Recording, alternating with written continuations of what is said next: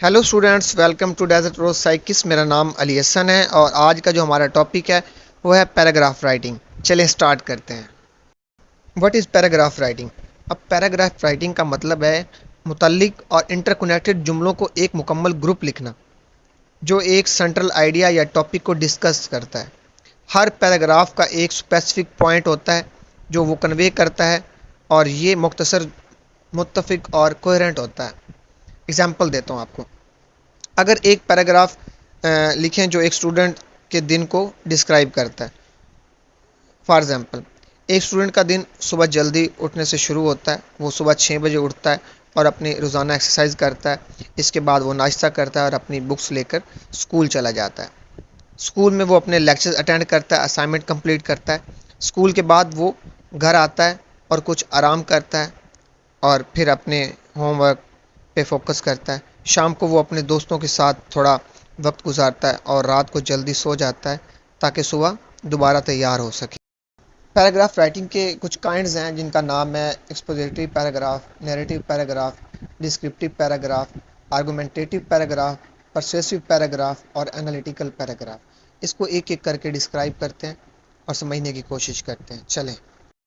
First kind है expository paragraph. अब expository paragraph का मकसद है किसी टॉपिक को एक्सप्लेन या क्लेरिफाई करना। ये फैक्चुअल इंफॉर्मेशन प्रोवाइड करता है और रीडर को एजुकेट करता है। मैं एग्जांपल देता हूँ। जैसे कि फोटोसिंथेसिस है, एक नेचुरल प्रोसेस है जिसमें प्लांट सनलाइट, कार्बन डाइऑक्साइड और वाटर को यूज़ करके ग्लूकोज और ऑक्सीजन बनाते हैं। और फोटोसिंथेसिस का जो मेन पर्पस एनर्जी प्रोडक्शन है जो प्लांट अपनी ग्रोथ और डेवलपमेंट के लिए यूज़ करते हैं। सेकेंड काइंड का नाम है नैरेटिव पैराग्राफ। अब नैरेटिव पैराग्राफ एक कहानी या सीक्वेंस ऑफ इवेंट्स को बताता है। इसमें एक स्पेसिफिक इवेंट या इंसिडेंट को डिटेल के साथ बयान किया जाता है। जैसे कि एक दिन मैं अपने दोस्त के साथ पार्क गया, हमने वहाँ पे खेल कूद की और आइसक्रीम खाई। फिर हम लोग लेक के पास गए और वहाँ बोटिंग की। ये दिन बहुत मज़ेदार था और हमें बहुत मज़ा आया। स्टूडेंट्स, थर्ड काइंड का नाम है डिस्क्रिप्टिव पैराग्राफ। अब डिस्क्रिप्टिव पैराग्राफ किसी चीज़, शख्स या सीन का डिटेल में तस्वीर खींचा जाता है। जैसे कि माइंड में एक पिक्चर बनाई जाती है। इसमें सेंसरी डिटेल को यूज़ होता है जो रीडर को विजुलाइज करने में मदद देता है। जैसे कि वो छोटी सी कॉफ़ी शॉप बहुत ही दिलकश खूबसूरत थी। वहाँ के जो वुडन फर्नीचर और जो डिम लाइट्स उस जगह को बहुत कोजी बनाता था। हर तरफ कॉफ़ी की खुशबू फैली हुई थी और लोग अपने लैपटॉप पे काम कर रहे थे।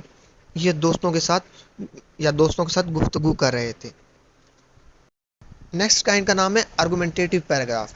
अब आर्गुमेंटेटिव पैराग्राफ में राइटर अपने पॉइंट ऑफ व्यू को प्रूव करने के लिए लॉजिकल रीजनिंग और एविडेंस प्रोवाइड करता है। इसमें काउंटर आर्गूमेंट्स को भी एड्रेस किया जाता है।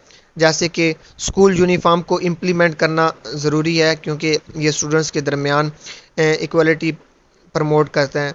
यूनिफॉर्म से बुलिंग और पीयर्स प्रेशर कम होता है और स्टूडेंट्स अपना फोकस पढ़ाई पे रख सकते हैं। ऐसे नेक्स्ट है परसुएसिव पैराग्राफ। परसुएसिव पैराग्राफ का मकसद रीडर को कन्विंस करना होता है कि वो राइटर के व्यू पॉइंट को एक्सेप्ट करे। इसमें इमोशनल अपील्स और स्ट्रॉन्ग लैंग्वेज का यूज़ होता है। फॉर एग्जांपल, हमें रिसाइकलिंग को अपनाना चाहिए क्योंकि ये हमारी इन्वायरमेंट को बचाने का आसान और इफ़ेक्टिव तरीका है। हर एक बोतल या कैन जो हम रिसाइकल करते हैं वो एक स्टेप है अपने प्लानट को बचाने का। ऐसे स्टूडेंट्स, लास्ट जो है हमारा काइंड, उसका नाम है एनालिटिकल पैराग्राफ।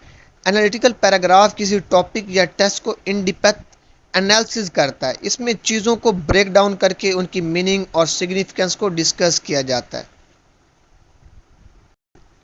Paragraph structure. अब पैराग्राफ स्ट्रक्चर के तीन मेन पार्ट हैं: टॉपिक सेंटेंस, सपोर्टिंग सेंटेंस और कंक्लूडिंग सेंटेंस। चलिए इसे एक एक करके डिस्कस करते हैं। फर्स्ट अगर हम बात करें टॉपिक सेंटेंस पर, तो टॉपिक सेंटेंस पैराग्राफ का पहला जुमला होता है जो पैराग्राफ का मेन आइडिया इंट्रोड्यूस करता है। टॉपिक सेंटेंस को लिखने का तरीका, फर्स्ट है limit the topic. Topic sentence को स्पेसिफिक और नैरो रखना चाहिए ताकि वो इफेक्टिवली अपने पॉइंट कन्वे कर सके। जैसे कि मैं एग्जांपल देता हूँ, रेगुलर एक्सरसाइज से बहुत से हेल्थ बेनिफिट होते हैं। ऐसे پھر سیکنڈ ہے make a clear statement. Topic sentence کا کلیئر اور اس کو پریسائز رکھنا چاہیے تاکہ جو ریڈر کو پیراگراف کا فوکس سمجھ آئے. جیسے کہ میں اگزامپل دیتا ہوں، healthy ایٹنگز habit improve our are well being, ایسے. اور تھرڈ ہے use specific word choice. Specific اور کنکریٹ ورڈز کو یوز کریں جو ریڈر کو ایگزیکٹ آئیڈیا پرووائڈ کر سکے. میں اگزامپل دیتا ہوں اس کی بھی. اب daily jogging improve cardio vascular health and stamina, ایسے کر کے. پھر آتا ہے اوائڈ دا براڈ اینڈ اور نیرو سینٹینس. اب ٹاپک سینٹینس کو اتنا براڈ نہیں رکھنا چاہیے کہ وہ ویج لگے اور نہ اتنا نیرو کہ وہ انکمپلیٹ لگے. جیسے کہ میں اگزامپل دیتا ہوں، پلانٹ آر امپورٹنٹ، یہ ہے ٹو براڈ. اب کیکٹس از امپورٹنٹ، یہ ہے ٹو نیرو، ایسے. پھر آتا ہے ریوائز اینڈ پالش. اپنے ٹاپک سینٹینس کو ریوائز کریں اور اسے امپروو کریں تاکہ وہ کوہرنٹ اور افیکٹو ہو. میں اگزامپل دیتا ہوں اس کی بھی. Regular physical activity enhance mental health and reduce stress, ایسے ایسے کر کے آپ اس چیز کو کلیئر کر سکتے ہیں. پھر آتا ہے سپورٹنگ سینٹینس. اب سپورٹنگ سینٹینس ٹاپک سینٹینس کو ایلیبوریٹ کرتے ہیں اور اس کے بارے میں ڈیٹیل اور ایگزامپل پرووائڈ کرتے ہیں. یہ سینٹینس ملٹیپل ٹائپس کے ہو سکتے ہیں. فرسٹ ہے ایگزامپل، اسپیسیفک ایگزامپل پرووائڈ کرنا جو ٹاپک کو سپورٹ کرتے ہیں. پھر آتا ہے second facts and information, authentic facts اور انفارمیشن جو ٹاپک کو ری انفورس کرتے ہیں. پھر تھرڈ آتا ہے اسٹیٹسٹکس، نومیریکل ڈیٹا اور اسٹیٹسٹکس جو پوائنٹ کو ویلیڈیٹ کرتے ہیں. پھر آتا ہے کمپیرینز. اب کمپیرینز جو پوائنٹ کو ہائی لائٹ کرنے میں مددگار ہوتا ہے. پھر آتا ہے سیکنڈ ہینڈ انفارمیشن، کورس یا ریفرنس فرام ریلیبل سورسز پرووائڈ کرنا. پھر آتا ہے ڈیٹیلز، ایڈیشنل ڈیٹیلز جو پوائنٹ کو فردر کلیریفائی کرتے ہیں.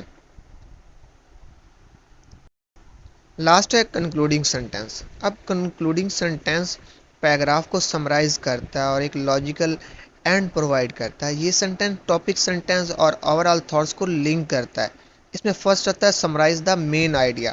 ٹاپک سینٹینس کو سمرائز کرتا ہے اور اسے ری انفورس کرتا ہے.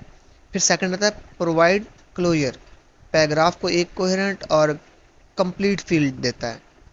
پھر آتا ہے reflect on the topic, topic پہ ریفلیکٹ کرتا ہے اور ریڈر کو سوچنے پہ مجبور کرتا ہے.